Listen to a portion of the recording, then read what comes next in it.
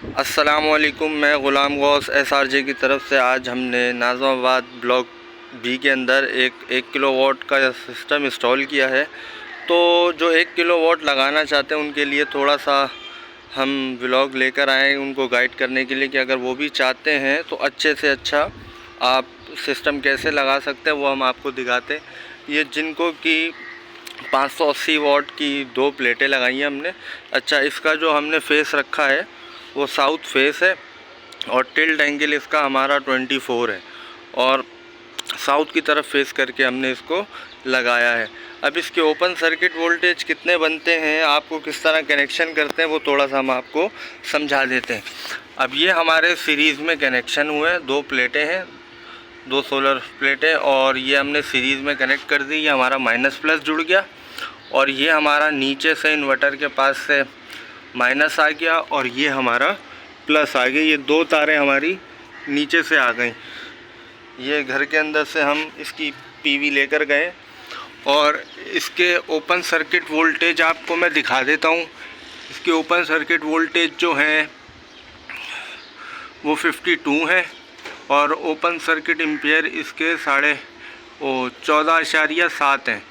तो इसके अंदर जब हमने सीरीज़ में कनेक्शन किए तो ये हमारे ओपन सर्किट वोल्टेज तकरीबन 104 बन जाएंगे और पीक टाइम में जो ये मैक्सिमम पावर जनरेट करेगा वो 43.5 वोल्ट जनरेट करेगा। अब इसको आप पैरेलल भी लगा सकते हैं और सीरीज़ में भी लगा सकते हैं, बट हमारे इन्वर्टर में ओपन सर्किट वोल्टेज 250 वोल्ट तक है, 250 वोल्ट तक है, इसलिए हमने इसके जो है कनेक्शन सीरीज़ में किया। अब थोड़ा सा आपको इन्वर्टर का रिव्यू दे देते हैं कि इन्वर्टर में हमने कनेक्शन किस तरह किए और उसकी सेटिंग कैसे होगी, इंशाल्लाह वो भी आपको दिखाते हैं। पैनल का रिव्यू देने के बाद हम चलते हैं इन्वर्टर की तरफ। ये हमारा फ्रोनस का PV 2200 है। इसके अंदर हमने N टाइप 2 लगाए हैं 580 वाट के।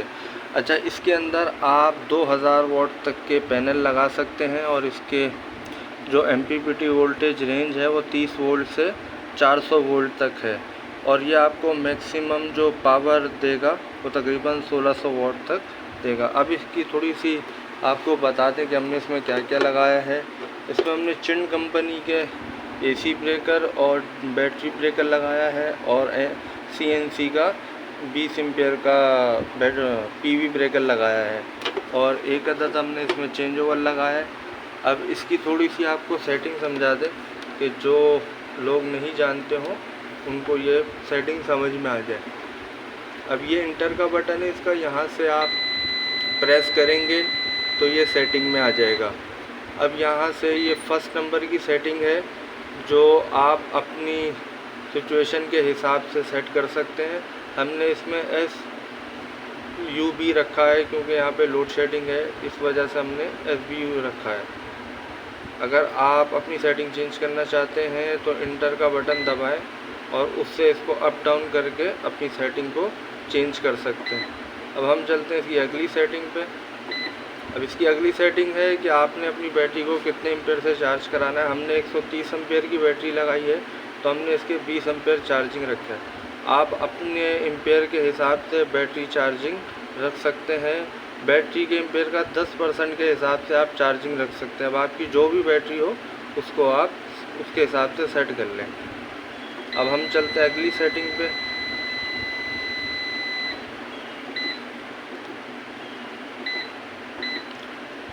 ये इतनी ज़रूरी सेटिंग नहीं है, लेकिन अगर आपके यहाँ वोल्टेज कम आते हैं तो आप इसको UPS पे कर दें। ये APL पे हुआ है। ये बैटरी टाइप है जो हमने यूज़ पे रखा हुआ है। बाकी ये 20 नंबर की सेटिंग है, AC चार्जिंग है, ये भी हमने 20 रखा है। अच्छा, आप अपनी बैटरी को कितने वोल्ट पर आए तो वो बैटरी मोड से हट के यूटिलिटी पे चले जाए, तो ये वो सेटिंग है। आपको अपने हिसाब से जितना भी रखना चाहते हैं वो आप रख सकते हैं। ये वो सेटिंग है कि जब बैटरी फुल चार्ज हो जाए तो दोबारा वो बैटरी मोड पे चला जाए।